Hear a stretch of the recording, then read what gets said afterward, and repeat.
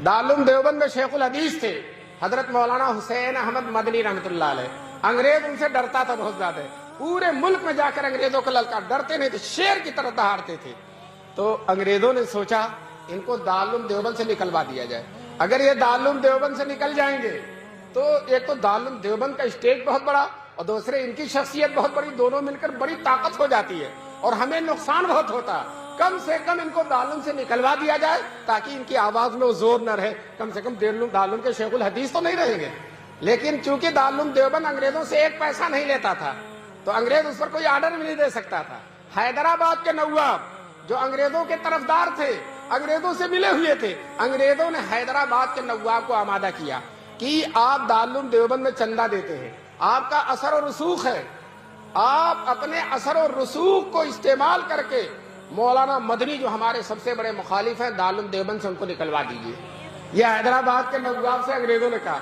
नवाब ने न आओ देखा न तो इतना लंबा खत लिखा और दारुल देवबंद के मोहतमीम हकीमुल इस्लाम कारी तैयब साहब रहमतुल्लाह अलैह थे। खत ये लिखा, मोहतमीम साहब को मालूम हो कि मौलाना मदनी को मदरसे से निकाल दिया जाए, अगर उनको नहीं निकाला जाएगा तो हम इतनी बड़ी रकम जो चंदे में देते हैं बंद कर देंगे। हजरत कारी तैयब साहब को उन्होंने देखा होगा, हकीमुल इस्लाम थे, बड़ी ही लताफत की बातें उनके जबान से निकलती थी। चुनांचे हजरत ने जवाब दिया, अंग्रेजों को मालूम हो, नवाब हैदराबाद को मालूम हो कि मौलाना मदनी का मदरसे में रहना अंग्रेजों के लिए बहुत मुफीद है। क्यों?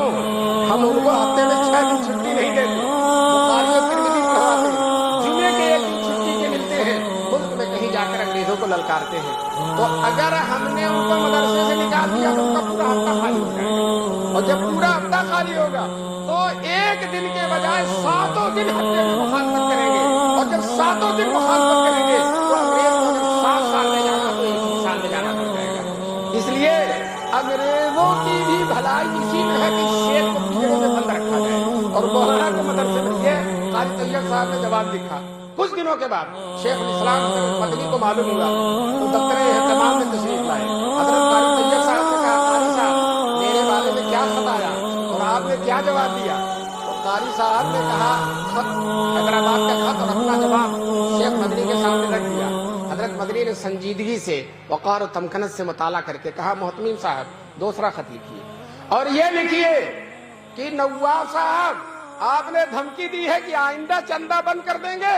हम आपसे कहते हैं कि अब तक साल से जितना चंदा दिया आपने, सारे चंदे की फहरिस्त भेज दीजिए, आपकी सारी रकम वापस कर दी जाएगी।